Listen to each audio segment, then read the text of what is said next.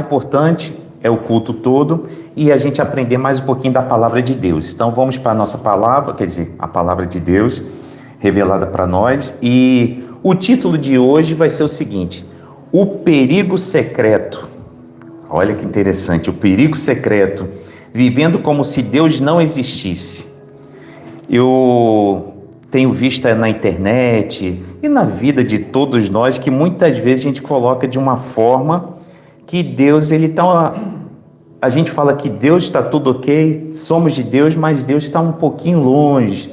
E tem aqui 4 perguntinhas que eu quero fazer para vocês. E você não precisa responder em voz alta, fique tranquilo. Não é um exame, você não vai ficar chumbado. De repente a Giovana está pensando, não aguento mais fazer prova. Perguntas são sempre complicadas, então ninguém vai ficar chumbado. É só realmente você responder essas perguntas para você mesmo, tá? Quem aqui nessa manhã ou nunca teve, ou já teve, ou tem uma agenda digital ou uma agenda de papel? Aquela que a gente escreve. Todo mundo tem, né? Então o Google, para quem gosta da parte digital, o Google já aparece lá, aniversário de fulano de tal, dia tal, tem que ir no dentista, tem que fazer isso, tem que fazer tal. E tem aquelas pessoas que não são tão digitais, que eu estou aprendendo agora, ainda tem aquela agenda que você compra na papelaria e vai anotando cada coisinha que você tem que fazer durante a semana, durante o mês e assim por diante. Primeira pergunta, essa foi fácil. Quem já fez aqui o plano para próxima semana? Quer dizer, começando segunda-feira. Segunda, terça, quarta, quinta, sexta, sábado, domingo e assim por diante. Quem já fez? Muitos, de repente, já estão balançando até a cabeça. Então, já fizeram o seu planinho da semana, já planearam tudo bonitinho. Pulando para a terceira pergunta, são todas perguntas fáceis. Quem já fez o planeamento, o planejamento de férias para o ano que vem? Não é para esse ano, para o ano que vem, de repente já pensa assim, para o próximo ano eu quero viajar para tal cidade, para tal país, eu quero conhecer isso, eu quero tirar foto, eu quero estar com a minha família, eu quero visitar alguém. Você já fez esse planeamento? Claro que já fizeram. Óbvio que você de repente tem no seu coração, e se eu não fiz totalmente, mas pelo menos eu quero colocar meus pés para o alto. Quero ficar na minha rede balançando e sem fazer nada. E de repente a última agora. Isso serve mais para os adolescentes. Quem já fez um plano para a vida de 5 anos, de hoje até 5 anos à frente? De repente é um plano de poupança ou de previdência, né? de uma poupança para a sua aposentadoria, um plano de repente para você comprar um apartamento, uma casa, qualquer coisa, qualquer tipo de plano. Eu falo 5 anos, mas pode ser 1 ano, 2 anos, 3 anos. E aí, como eu falei, os adolescentes já fazem aquele planeamento, aquele planejamento para o futuro dele, seja na área que ele for escolher. E aí eu vou te responder assim, bem simples. As 4 perguntas vão ter a seguinte resposta: planejar é muito bom. Você ter o controle de você planejar a sua vida é muito bom.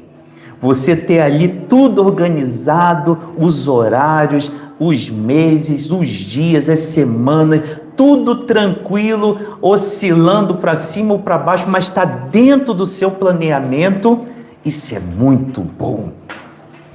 E aí eu ainda falo o seguinte para você, que você planear é algo que nos traz ou nos mostra pessoas responsáveis. E eu vou colocar o seguinte, que são pessoas também com sabedoria, que pega aquele conhecimento e coloca em prática. Então eu vejo os dois andando muito bonito, responsabilidade e sabedoria. E a Bíblia eu vejo muitas vezes elogiando o planejamento. Só que se você for observar, Giovana, você pode abrir para mim, por favor, aqui no ecrã, aqui na televisão? Tiago, capítulo 4, é onde a gente hoje vai ficar se deleitando na palavra de Deus. Tiago, capítulo 4, versículo 13 a 17, tá?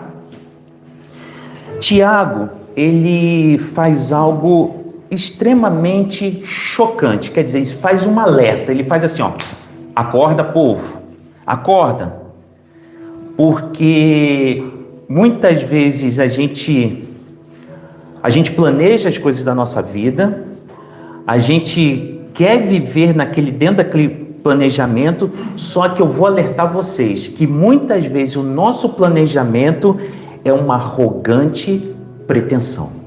E ele usa essa palavra. E se você for ver, a gente vai discorrer esses versículos, chega ao ponto de falar chega ao ponto de ser maligna. E esse é um alerta para a igreja cristã hoje. Não é só a IBAC, é a igreja cristã do mundo, onde Deus está nos alertando, olha, acorda, acorda. E Tiago, que muitas vezes dentro da igreja cristã, a gente coloca o nome dos pecados sempre adultério, mentira, roubo, furto e tantas outras coisas. Só que aqui, como eu falei, é um alerta chocante. Ele nos abana e fala que isso são pecados, mas tem um outro pecado extremamente sutil, quase imperceptível. É assim, é como se fosse aquele som que somente o animal consegue escutar. E aí você fica assim, opa, André, e como isso daí? O que é isso daí? É o chamado cristão ou crente ateu, que na Bíblia é muitas vezes colocado como o ateísmo prático. Então vamos lá na passagem, capítulo 4, versículo 13 ao versículo 17. Escutem agora vocês que dizem, hoje ou amanhã iremos para a cidade tal, e lá passaremos 1 ano, e faremos negócios, e teremos lucros. Versículo 14. Vocês não sabem o que acontecerá amanhã, o que é a vida de vocês. Vocês não passam de neblina, em outras versões, vapor, tá? Vocês não passam de neblina que aparece por um instante e logo se dissipa. Versículo 15.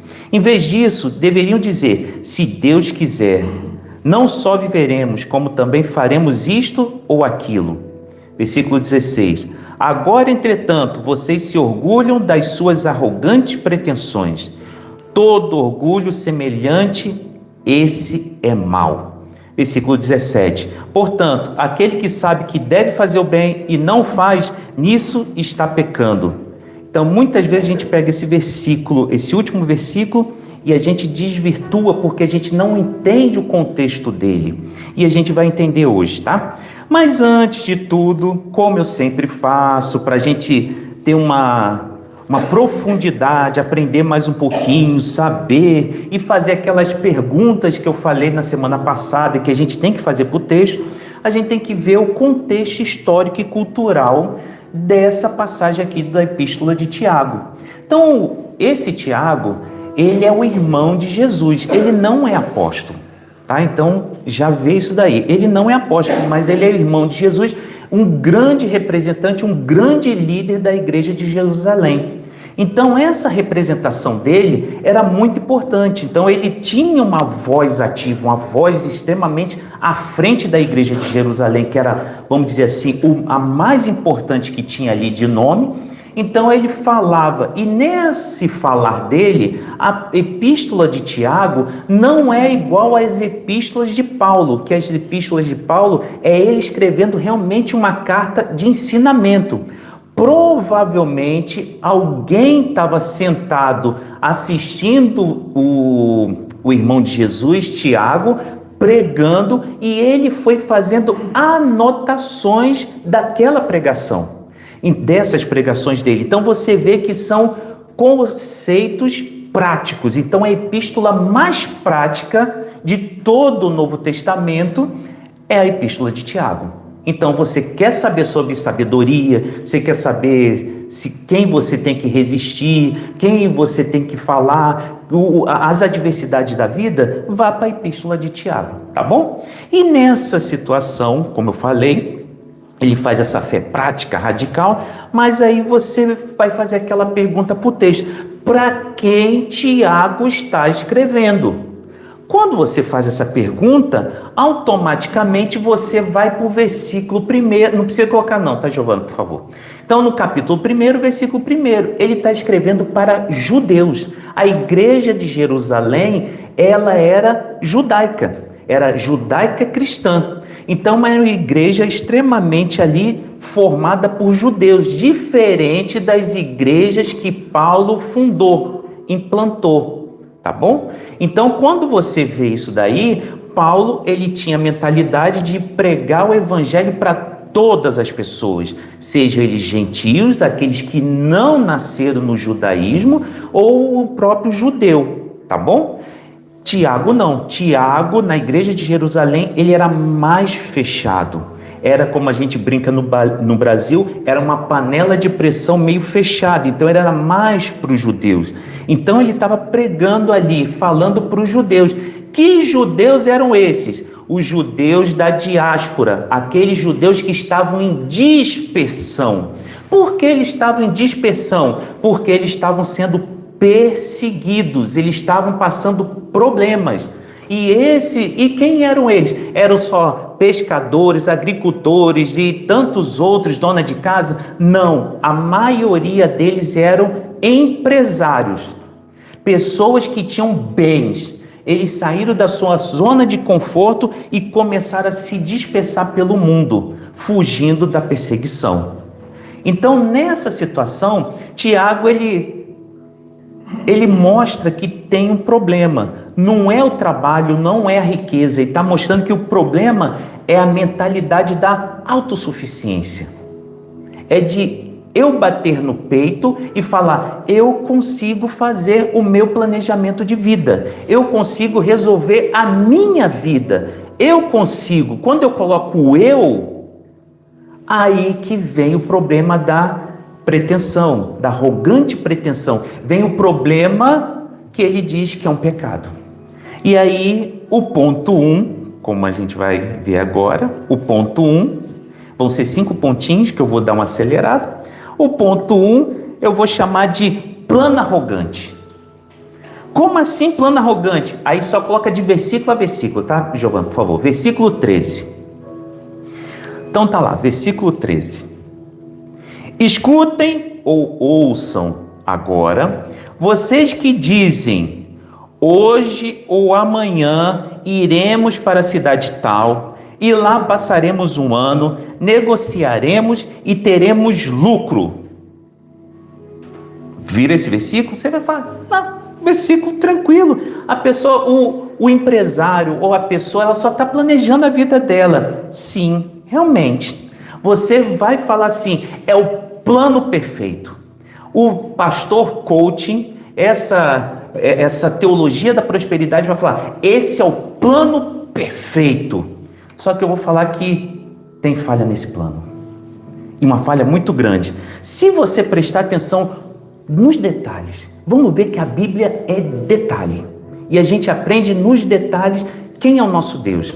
E aí você vai ver lá, ó, hoje ou amanhã, primeiro ponto do plano da pessoa, o tempo.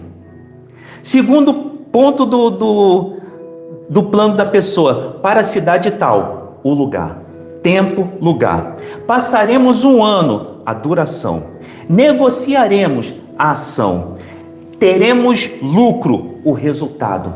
Tem 5 tópicos aqui. Se você colocasse numa planilha de Excel, que eu tenho uma contabilista em casa, você viria uma coisa linda, coisa perfeita. Que coisa majestosa isso daí, é coisa de outro mundo. E aí você vai me perguntar: pastor André, onde está o pecado aqui? Aí você vai ver aqui, ele usa o verbo iremos, passaremos, negociaremos e teremos. Você prestou atenção que nenhum desses verbos ele colocou, ou nenhum desse versículo ele colocou Deus, Jesus ou colocou a pessoa do Espírito Santo orientando, movendo. Isso não é um plano. Ele só está escrevendo, mostrando, Tiago está mostrando de uma forma muito inteligente, muito sábia, o seguinte: olha, essas pessoas que fazem esse tipo de planejamento e não colocam Deus, ele só está declarando para Deus o seguinte: eu sou independente. Eu não preciso da sua dependência, eu não preciso do seu poder, não preciso do seu controle, eu não preciso do seu senhorio. E aí a gente começa nessa ilusão que nós somos donos do nosso tempo, nós somos donos do resultado. A gente tem essa ilusão. E é uma ilusão muito grande. E aí a gente vê da boca que sai a verbalização, palavras que saem da boca do nosso Senhor e Salvador Jesus Cristo. Em Lucas, não precisa colocar não, em Lucas capítulo 12, a parábola daquele empresário, daquele rico insensato. Ele chega lá, eu vou resumir aquela parábola. Ele chega e ele faz assim, eu brinco, né? No Brasil a gente fala assim, vou conversar com meus botões. Na verdade ele estava conversando com a alma dele e fala assim, o que farei? Ele já faz essa pergunta, o que farei? Aí ele faz, já sei, destruirei tudo, os meus celeiros, vou fazer tudo, acabo com tudo. E aí direi à minha alma, ele fala assim, direi à minha alma, hoje você vai descansar, hoje você vai comer, hoje você vai beber e hoje você vai se alegrar, pois você tem todos os bens, você tem tudo. Só que aí, à noite, Deus fala para essa pessoa, fala assim, louco, esta noite pedirão a sua alma. A gente vê o seguinte, o pecado desse homem rico não foi por ele ser rico, não foi por ele vender as coisas, foi porque ele viveu ou vive como se Deus não existisse. Esse que é a situação tão profunda, a ligação do que Tiago falou com Lucas 12, quando você interliga ele, você fala, opa, será que eu não estou fazendo a mesma coisa? Será que eu não estou fazendo a mesma coisa com a minha profissão, com a minha família, com tudo que eu tenho? Com a minha própria vida, será que eu não estou fazendo isso todos os dias? E aí, a gente pega não só o Novo Testamento, a gente vai para o Antigo Testamento e é lá em Provérbios, no capítulo 27, também não preciso colocar, não se glorie do dia de amanhã, porque você não sabe o que esse dia poderá trazer. E o próprio Senhor Jesus falou, olha, cada dia com o seu próprio mal. Você não tem controle. Você não sabe quantos fios. Hoje a gente que tem cabelo, amanhã não tem mais cabelo. Hoje a árvore está cheia, amanhã a árvore não está mais cheia de folhas. Então você não tem esse controle. E aí você vai me perguntar, André, na praticidade da vida, como eu coloco isso na prática? A primeira coisa, eu não falei da agenda lá na introdução? Pega a sua agenda, seja ela digital, ou seja ela escrita, ou de repente, se você não tem nenhuma das duas, a agenda da sua alma, do seu coração, e você vê lá quem é o dono dos seus planos. Essa é a pergunta crucial. Quem é o dono? Se Deus realmente é o dono, ok. Mas se Deus é somente um convidado, onde você escreveu tudo e você só quer que Ele abençoe, então você está pecando, como eu posso estar pecando também. Deus é o dono, Ele que vai dar a canetada final, ou vai pegar o martelo e vai bater como um juiz. E aí você vai... A segunda prática desse primeiro ponto é o quê? Troque a autoconfiança pela dependência. André, é muito difícil. Eu sei que é difícil. Eu sei que é muito difícil trocar pela dependência, principalmente de quem a gente não vê. Mas a gente tem que trocar. Porque se a gente é autoconfiante ou autossuficiente, nós somos o próprio Deus. E aí, como eu sempre falo, a gente está quebrando o primeiro mandamento dos 10. A gente está se tornando um próprio Deus. A gente está idolatrando a nós mesmos. Então, nessa situação, você fica assim, opa. Tiago fala então, ele diz que o plano é uma loucura. Mas por que ele fala que é uma loucura? A gente explicou. Mas qual é essa realidade que destrói essa ilusão desse controle? Qual é essa realidade? E aí a gente vai para o nosso plano 2, né? O ponto 2. É a realidade frágil. O título do ponto 2 é a realidade frágil. É o tão famoso diagnóstico da vida. Ou muitos falam, os filósofos falam, o sentido da vida. E aí você vê no versículo 14, agora só coloca o versículo 14, por favor, Giovana. Vocês não sabem o que acontecerá amanhã. O que é a vida de vocês? Vocês não passam de neblina que aparece por instante e logo se dissipa. Tiago está aqui, na pregação que ele deve estar dando para a igreja em Jerusalém, 2 socos em mim.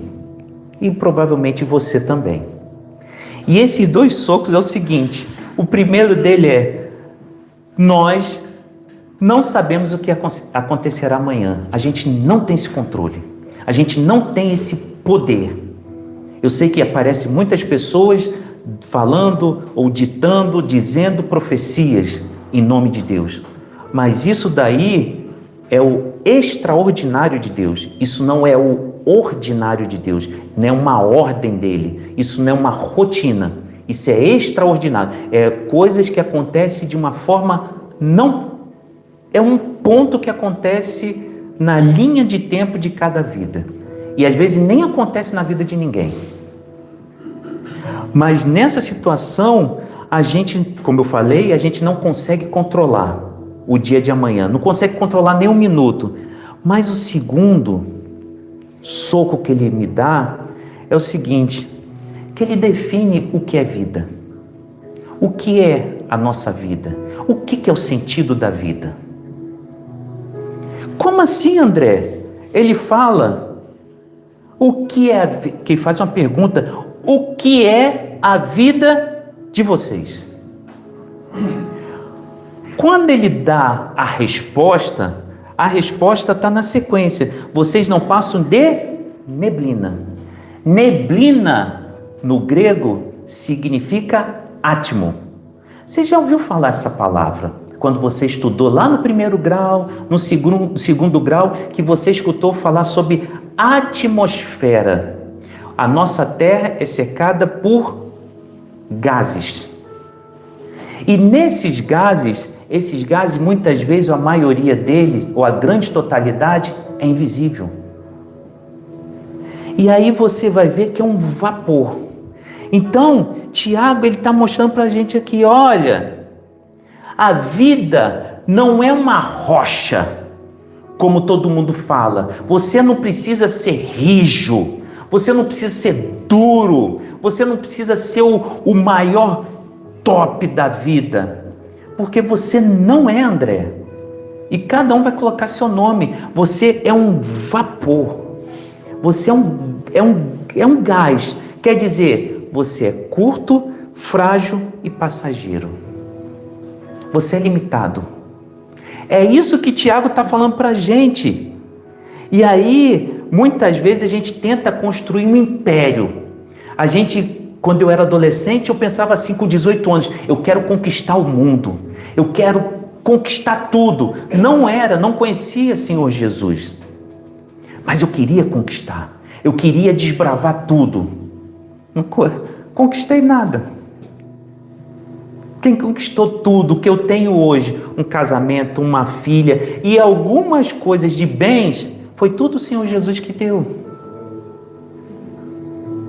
E nessa situação, muitas vezes a gente acha que nós somos uma rocha e nós só mostra de frente para o espelho, como o próprio Tiago fala na sua epístola, só mostra o quê? A nossa arrogância. E a arrogância, quando Tiago fala dessa situação de arrogância, é somente uma tolice. Nós somos tolos. E a gente vê a sociedade muito tola, achando que é o top, que somos os mais inteligentes e não precisamos de Deus. E dentro da igreja cristã tem trazido essa ideia da sociedade. E aí você vai pensar comigo de uma forma muito, muito tranquila, que isso que você já fez, não está fresquinho agora? Está friozinho, está começando friozinho, 14, à noite principalmente 14, 15 graus e às vezes até mais baixo um pouquinho. Você gosta de tomar café? Com açúcar ou sem açúcar, mas gosta de tomar café. E de repente, nesse frio, você quando faz aquele café quentinho, aí não sobe aquele fumozinho, aquela fumaça, que vai fazendo até uma ondinha que você olha e você vê um desenho ali, e de repente você brinca com ela, você passa seu dedo e ela de repente dissipa depois de um certo tempo. Não é verdade? Isso é a nossa vida. É igualzinho. A gente está quente. Essa fumacinha que subiu, que de repente ela dissipa, é a nossa vida. É isso que Tiago está falando para mim e para você. Olha, você hoje tem um formato desse fumo, dessa fumaça subindo. Mas vai chegar uma hora, uma altura, que você não vai ter mais esse formato. Você vai dissipar como um vapor. Você não vai ter. E aí você vai falar, eu estou ficando deprimido. Não fica deprimido. É só para a gente mudar o sentido, a chaveta do nosso coração e da nossa mente. E a gente olhar a vida da forma que ela deve ser olhada. Ou, na verdade, vou até melhorar, como ela deve ser vivida. E aí a gente vê no Salmo 90, versículo 2, ensina-nos a contar os nossos dias para que alcancemos coração sábio. Então cada dia é contado, e aí não é contar o futuro, conte o presente. O presente é uma dádiva de Deus. Por isso que Jesus fala, deixa cada dia com seu próprio mal. Não pense no dia de amanhã, porque o dia de amanhã só vai te consumir e vai te sufocar. Calma, deixa comigo. E aí no versículo dos próprios Salmos, no capítulo 39, versículo 5, fala assim, deixa aos meus dias o comprimento de alguns palmos. Aí pulando mais um pouquinho, que é grande, na verdade, todo ser humano, por mais firme que esteja, é apenas um sopro. Você está vendo? O próprio salmista, ele está falando, olha, nós somos um sopro, um soprinho de vida. Tiago fala uma fumaça. E aí você vai falar, pastor André, prática, eu gosto de prática, eu gosto de anotar as práticas. Anota a prática, então. Viva com senso de urgência.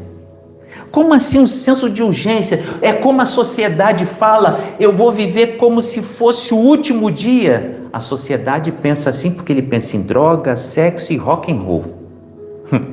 Nós não. A gente pensa a vivência de urgência é porque a gente vai fazer o quê? Pensar nas coisas eternas. A gente vai pensar em Deus. Tudo é para Deus, como foi muito bem colocado aqui. Se tudo vem de Deus, tudo volta para Deus. É não desperdiçar a vida como vapor, no nada. E como eu falei, droga, sexo e rock and roll, não nada contra rock and roll, mas eu gosto. Mas a questão é que a gente só quer viver nisso. E Tiago está falando, não, viva o eterno. Viva como se você amanhã não estivesse mais vivo, mas viva para Deus, com Deus. E aí você coloca assim, a segunda prática, né?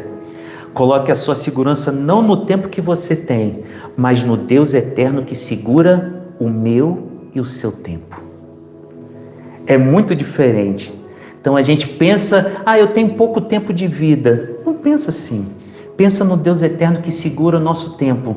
E o dia que for, foi. Mas a gente vai deixar o quê? O testemunho de Cristo sendo exaltado. O nome dele sendo exaltado acima de todas as coisas. Isso que é a importância. E aí é chegarmos na frente do nosso Senhor e Ele falar, pode entrar. Essa que é a beleza. Isso daí que é as boas novas. Isso que é o sentido da vida. E aí você vai fazer aquela pergunta assim, se a nossa vida é um vapor e um futuro incerto, qual é a única forma correta de viver e planejar? E aí vamos para o ponto 3. O ponto 3 é a cura para a nossa arrogância. A nossa porque é nossa mesmo, é todo mundo. Eu, você que está sentado, você que está assistindo da internet, nós somos arrogantes. Nós batemos no peito e achamos que somos bons demais. E só existe um bom, que é Deus.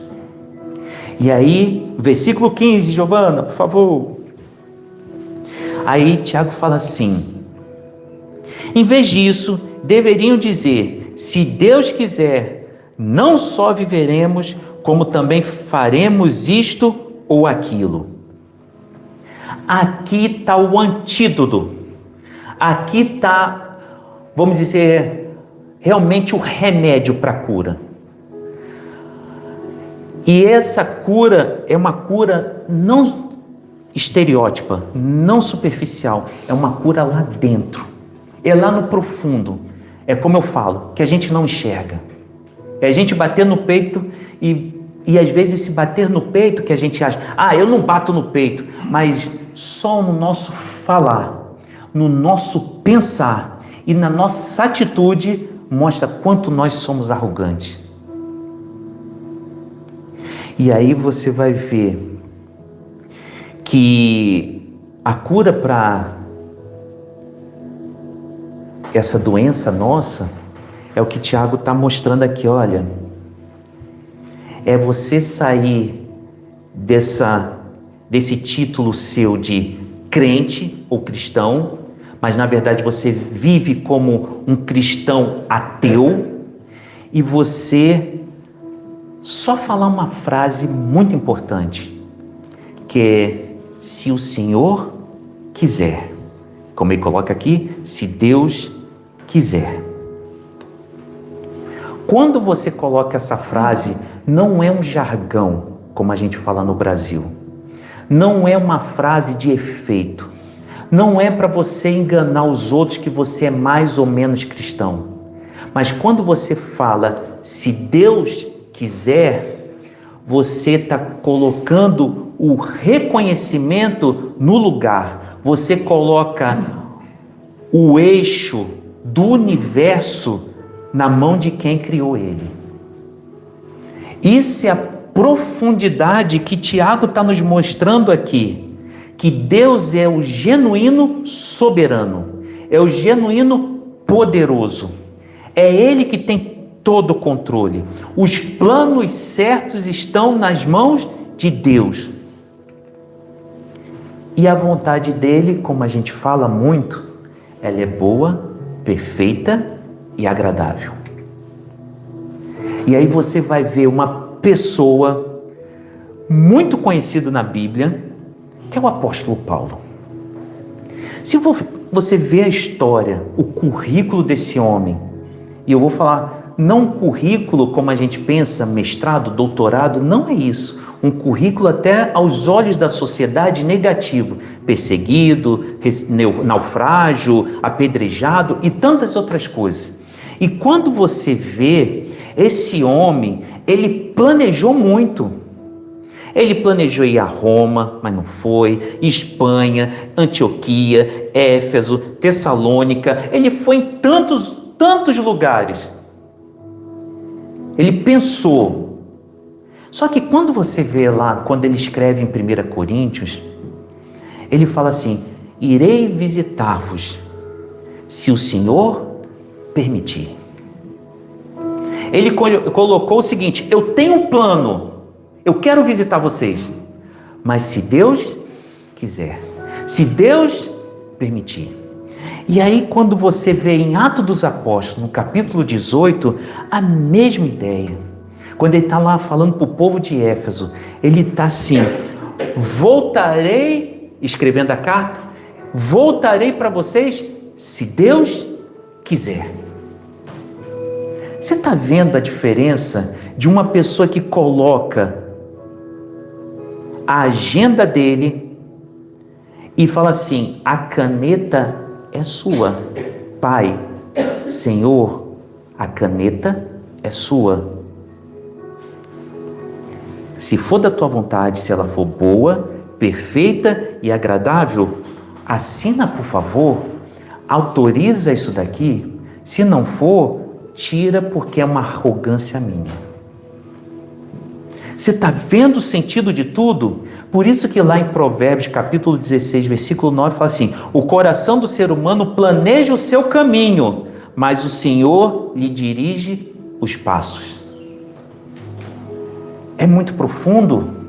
É algo que muda o contexto da realidade cristã hoje. Quando a gente lê a palavra de Deus e a gente começa a aprender, a gente vai vendo que o nosso caminho é totalmente equivocado. É um caminho totalmente tortuoso. E aí, mesmo que eu olhe para o caminho do Senhor seja bem mais longo, Deus está falando: André, fique tranquilo. A agenda é minha, o plano é meu, o caminho é meu. Você só vai ir para onde eu estou te apontando. Somente isso. Você lembra lá de Abraão? Fica tranquilo, deixa comigo. A sua vida é minha. E eu não vou te deixar ninguém tocar nela, nem da esquerda, nem da direita, nem de baixo. Só eu que toco. Tá bom? E aí você vai falar: André, e a prática? Vamos para a prática. Número 1. Transforma seus planos em quê? Em orações. Senhor, eu tenho desejo, todos nós temos desejo. Mas eu tenho desejo, eu tenho um plano, mas seja feita a tua vontade. E o segundo ponto é o quê? Senhor, Espírito Santo, ensina o meu coração a descansar na tua soberania. Me ensina. Não, como eu falei no início desse ponto 3, não é fácil, mas ensina, porque eu sei que os seus planos são melhores do que o meu. O seu pensamento é infinitamente mais superior do que o meu. O meu é extremamente limitado, mas tu sabes de todas essas coisas. Quando fazemos isso, tiramos aquela carga, e por isso que eu vejo a beleza de quando saiu da boca do Senhor Jesus e fala assim: está cansado? Está sobrecarregado? Vem a mim, eu estou fazendo o convite de graça. Vem a mim, deixa os seus planos, os seus desejos, os seus sonhos, tudo comigo, deixa na palma da minha mão, eu resolvo isso. Se for bom, perfeito e agradável diante de mim, deixa, sou eu. Então vem a mim, é só um convite que eu faço, André, e cada um está colocando seu nome.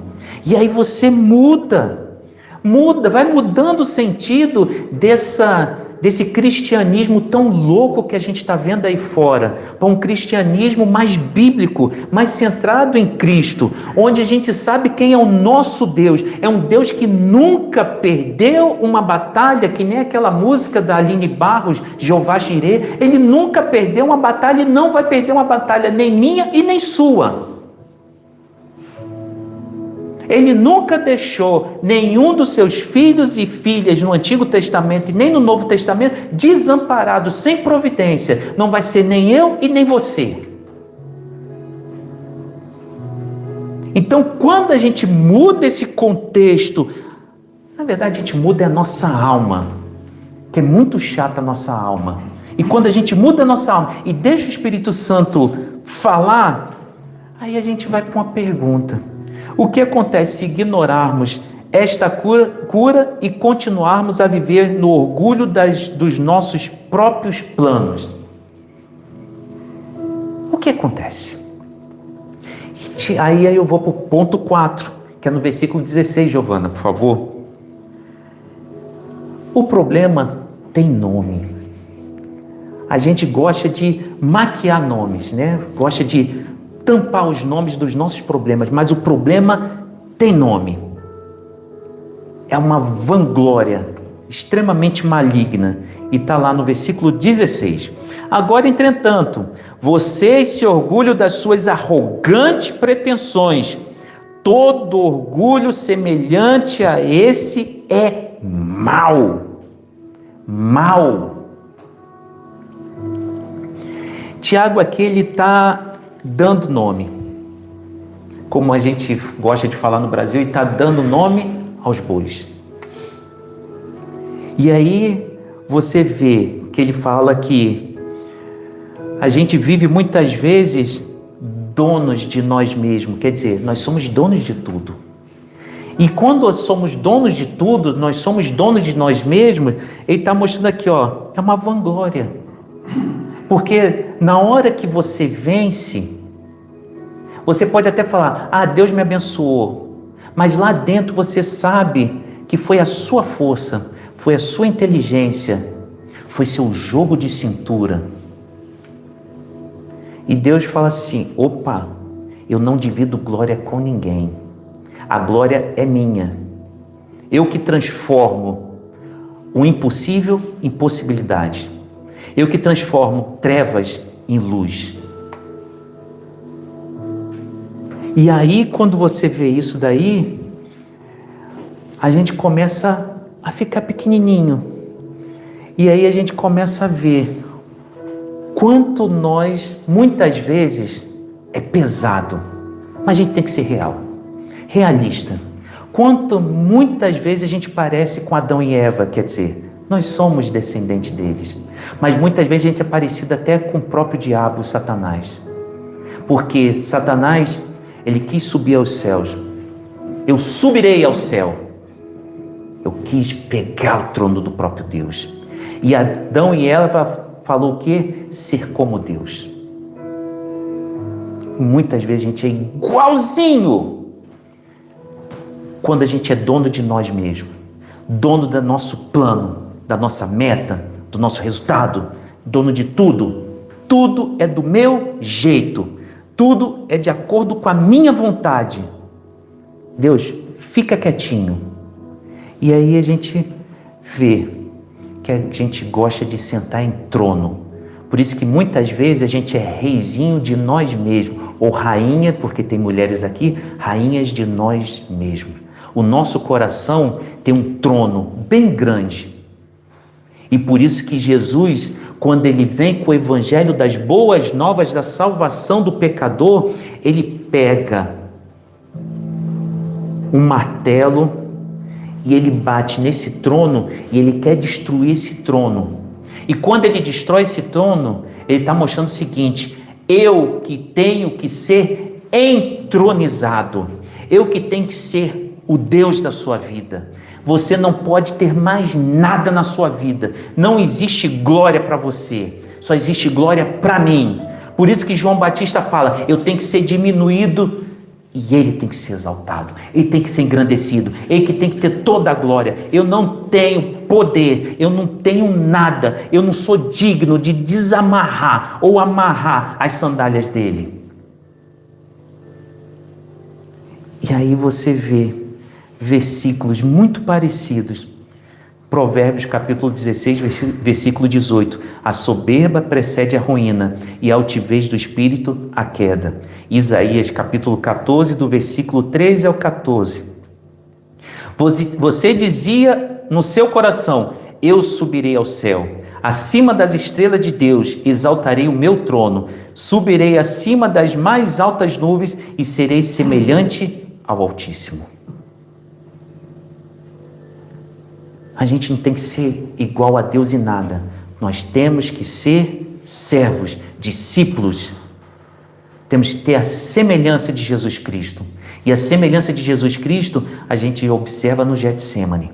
É muito palpável isso. Quando ele chega lá, Senhor, afasta-te de mim esse cálice da ira do Senhor que está pesado demais, está absurdo, estou até suando sangue aqui. Mas eu vou falar uma coisa para o Senhor, faça a tua vontade. Faça toda a sua vontade, porque eu sei que é perfeita, boa e agradável. E aí você vai falar, André, prática, eu quero a minha prática para essa semana eu colocar em prática. Primeira coisa, olha para dentro de você, quer dizer, de mim também, eu me coloco nisso. Se nós temos uma palavrinha chamada orgulho. O orgulhoso é aquela pessoa que não gosta de ajuda de ninguém. Ele sabe de tudo, ele é melhor que os outros. Você vai explicar uma coisa, ele não, já sei fazer isso. Ele não precisa. De repente você conhece muita gente assim. De repente até você mesmo.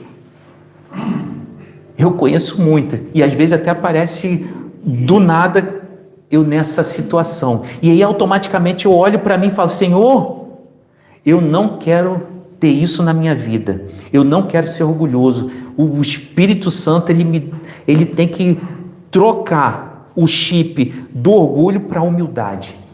Mas não é humildade para as outras pessoas reconhecerem, não, porque isso daí é outro pecado. Mas é humildade para você reconhecer que tem um Deus na minha e na sua vida. E aí, o segundo é o quê? Examine sempre o nosso coração. O nosso coração, como eu falei, é enganoso. A gente gosta de autoconfiança. A gente tem essa arrogância disfarçada de ser bonzinho demais, de ajudar o pobre, ajudar o humilde, fazer missões, fazer não sei o quê. Para! Isso é arrogância muitas vezes. A gente tem que olhar para dentro de nós e ver o que isso está pesando nas nossas vidas. E a igreja cristã está muito assim. Que a gente acha que a nossa capa de piedade é muito boa, mas não somos bons. Isso é só uma arrogância nossa, só que a gente não fala. E aí você vai falar para o seu coração e automaticamente Deus está olhando, que o Espírito Santo está em mim e você, ele está olhando, agora sim, agora eu posso operar, agora eu posso colocar essa sementinha do fruto do Espírito e ela começa a frutificar, ela começa a crescer. E aí você vai ver assim, André, vamos para esse último e quinto ponto, vamos?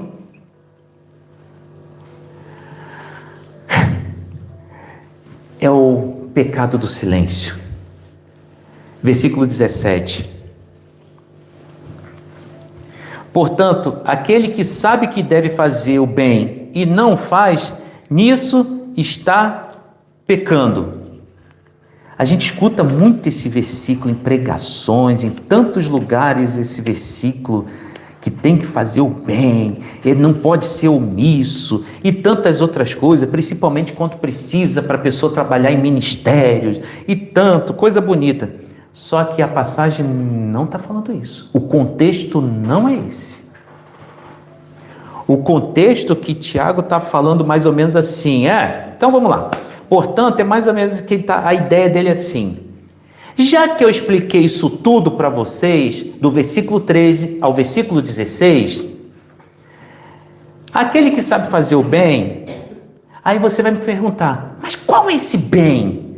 O que é esse bem, André? Que o Tiago está falando? Se não é ajudar pobres, não é isso, o que é? O bem é o quê? Versículo 15, você volta lá. Em vez disso, deveriam dizer, se Deus quiser, não só viveremos, como também faremos isto ou aquilo. Fazer o bem está ligado a ser submisso a Deus. É esse o contexto de esse versículo que eu escuto muito em pregação, estudos e tantas outras coisas em rios que as pessoas têm que trabalhar em ministério, têm que fazer. Não, o contexto é de você ser submisso a Deus. É esse daí. Tiago em nenhum momento está falando que você não pode trabalhar, que você não pode ser rico, não está falando isso. Tiago também não está falando, olha, Pecado é isso. Não, ele só está falando, olha, se você viver do jeito que vocês estão vivendo, do jeitinho que vocês estão vivendo aí, como um cristão ateu, que fala que Deus é bom, Deus é maravilhoso, que expulsa em nome de Jesus, que tudo isso daí, mas na verdade dentro do seu coração Deus nem existe, então olha, eu sinto muito, vocês não estão fazendo bem. Não estão fazendo bem nem para vocês, nem para a igreja cristã e nem para o irmão que está do lado. É esse o teor, é a prática. O cristianismo é prática. Por isso que muitas vezes, quando a gente fala sobre omissão, é você não colocar em prática a vivência, o discipulado, o servir a Cristo. E quando você segue alguém, você está sendo submisso a essa pessoa. E todos nós somos submissos, pessoal. Nós somos submissos à lei do governo, quer dizer, ao Estado. Nós somos submissos ao regimento das empresas que a gente trabalha ou já trabalhou. A gente é submisso a muita coisa, às leis de trânsito. E por que a gente não é submisso ao Criador dos céus e da terra e da minha vida e da sua vida? Porque nós somos donos de nós mesmos. Aí a gente volta de novo, porque nós somos donos do nosso trono, e Deus não está no trono. Por isso que Tiago está assim, ó, acorda. Você que está anotando a minha pregação lá no primeiro século, você que está anotando, você está escrevendo essa epístola, olha, isso daí não é para você, não é para você ficar melhor. Não é para você ser melhor que os outros. Não é isso, ficar batendo no peito, eu sou melhor que todo mundo. Não é isso. É nos tornar cristãos responsáveis. Nos tornar cristãos sábios. Com responsabilidade do que é planejamento de vida, do que é o sentido da vida, do que é servo do Senhor. E o conhecimento, por isso que ele está falando aqui, o conhecimento que não tem ação, que não transforma em ação diante de Deus, é isso que ele está falando. É pecado, você está errando o alvo. O alvo não é só adultério, não é roubo, não é furto, não é só isso. É você não estar indo para o alvo certo, que é Deus. Não ser submissa a Deus não está acertando o alvo. É isso, simples assim. E aí, o versículo 12 de Lucas fala assim, no versículo 47. Aquele servo que soube a vontade do seu senhor e não se preparou, nem fez o que ele queria, levará muitos açoites. Aí todo mundo fica nervoso. Nossa, viu que Deus é um Deus de juízo? Não é isso que Jesus está falando. Jesus está falando o seguinte, você que não faz a vontade de Deus, você que não aprende tudo o que foi falado, você vai receber, não é açoite de juízo, mas você vai sofrer muito na vida. A vida mesmo, ela vai fazer você repensar o seu caminho que você está tomando. E aí Tiago, capítulo 1, versículo 22, fala assim, torne-se praticantes da palavra e não somente ouvintes, enganando-se a si mesmos. Então, evangelho, Jesus, Deus, é a gente praticar. Isso daí que é a beleza. E aí você vai falar, André, e ação prática, rapidamente. Então tá lá. 1. Não seja somente ouvinte da palavra. Você está fazendo seu devocional, você está estudando, você está indo na igreja, você está sentado, está fazendo cursos, cristãos. Não tem problema, faça, estude, se aprofunde, mas não seja somente ouvinte, como aí a igreja, muitos aí fora estão sendo só ouvintes. E aí, como eu falei, está pecando. Não está se submetendo a Deus porque não pratica. E aí, o ponto 2, como eu já falei, seja um praticante, então ação. Praticar é ação, não é você ficar em reação, é você ser proativo, ativo, ir para frente, fazer acontecer. E eu não estou falando de ministério, eu estou falando de vida. É muito diferente, que muita gente fica colocando ministério. Eu não estou falando ministério, estou falando de pregação para você mesmo. E aí o terceiro e último ponto dessas ações práticas, aplicações práticas, não deixa para amanhã, como a gente faz em regime, ou deixa na mudança do ano, 31 para o dia 1º. Ano que vem eu vou começar a ler mais livros, ano que vem eu vou estudar uma língua, ano que vem eu vou fazer um regime. Começa hoje. Saiu daqui, já começa. E aí você vai colocar, você vai falar lá no seu coração, se Deus, se o Senhor quiser, Ele vai abençoar.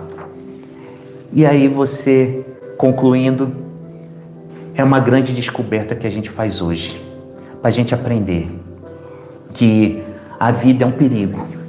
E essa vida da sociedade nossa, do século 21, ela nos torna muitas vezes um cristão ateu.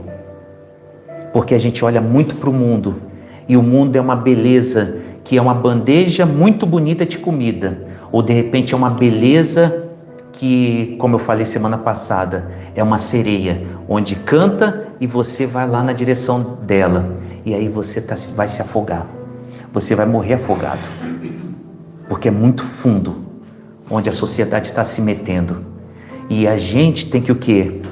Planejar, mas planejar com Deus. É isso que Tiago estava falando no versículo 3.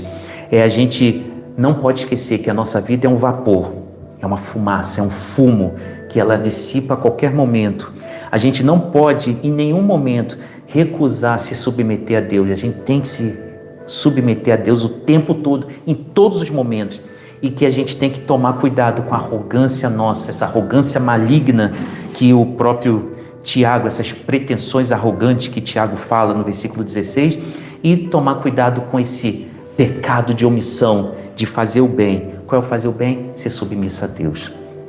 E onde a gente consegue fazer isso tudo, André? A resposta sabe onde está? Na cruz. Sempre. A cruz de Jesus é sempre essa. É sempre a nossa resposta. E aí, você quando olha para a cruz, vê Jesus como aquele que se submeteu à vontade de Deus até a morte de cruz. E aí a pergunta final é: nessa manhã, você faz planos ou fez planos para a sua vida? Eu já fiz muitos e estou fazendo até hoje. A verdadeira pergunta para o seu coração é: em quem seus planos confiam? Em si mesmo ou no Deus que provou seu amor e sua bondade por você na cruz de Cristo? Essa é a verdadeira pergunta. Onde está os nossos planos? Onde a gente confia? Quem é o nosso poderoso que vence todas as batalhas? Feche seus olhos agora. Senhor, mais uma vez aprendemos mais da Tua Palavra. Mais uma vez meditamos nela. Como é bom se deleitar na Tua Palavra. Aprender realmente o que é a essência do que o Senhor falou para os antigos há muitos anos atrás. E tem falado para todos nós. E a nossa alma, ela grita, porque ela não quer obedecer ao Senhor. Mas nesse momento pedimos perdão para nossa arrogante pretensão, ou essa arrogância maligna que muitas vezes nós temos, essa hipocrisia que temos, essa capa de piedade, essa capa que nós somos alguém, mas não somos ninguém, nós somos somente pó. E quem é tudo em nossas vidas é Jesus Cristo, é o nosso Senhor. Então, por favor, Senhor, muda todo o contexto que a gente aprendeu até hoje.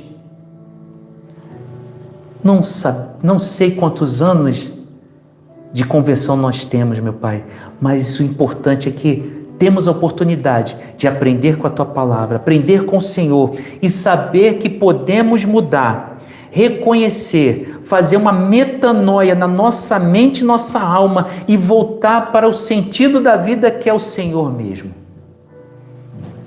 E se agarrar ao Senhor e colocar todos os nossos choros, nossas mágoas, nossas tristezas, nossos planos, nossos sonhos, nossos desejos, tudo nas Tuas mãos, para que a gente não seja afetado por ansiedade, por depressão, por angústia, por tristeza, por nada, mas que a gente possa ter a paz que excede todo entendimento, para guardar nossa mente e nosso coração em Cristo Jesus. Pai, que hoje, quando a gente sai por aquela porta, sejamos totalmente modificados pelo poder do Espírito Santo que vive em nós, e que possamos agora derrubar e colocar quem deve ser totalmente entronizado, totalmente sentado no lugar que deve ser, que é o Senhor Jesus no nosso coração. Então, Pai, muito obrigado por tudo. É a nossa simples oração em nome de Jesus.